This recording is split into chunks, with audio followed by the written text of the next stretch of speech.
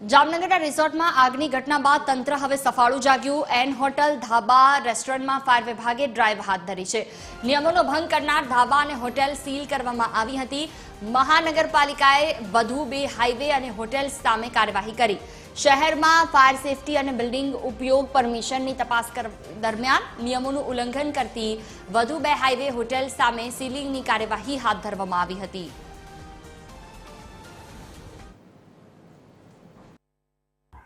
જામનગર વિસ્તારમાં અલગ અલગ એરિયાઓમાં જે પણ ફાયર એનઓસી અથવા બીયુ પરમિશન અથવા તો ફાયર સેફ્ટીના ઉલ્લંઘન કરતા રેસ્ટોરન્ટ, ધાબા અથવા પણ જે પણ પ્રકારના યુનિટીઝ છે તેના માટે ફાયર શાખા, ટાઉન પ્લાનિંગ શાખા અને એસ્ટેટ શાખા દ્વારા સંયુક્ત ઉપક્રમે એક મુહિમ ચલાવવામાં આવી રહી છે। તો આ રીતના જેટલા પણ રેસ્ટોરન્ટો કે યુનિટો કે બિલ્ડિંગો આ રીતની હશે તેને આગામી સમયમાં જે અત્યારે ઉનાળાના સમય દરમિયાન આગના બનાવો વધારે બનતા હોય તો એની આગમચેતીના ભાગરૂપે અત્યારે હાલમાં આ બધી જગ્યાએ આ રીતના ચેકિંગો હાથ ધરવામાં આવી રહ્યા છે।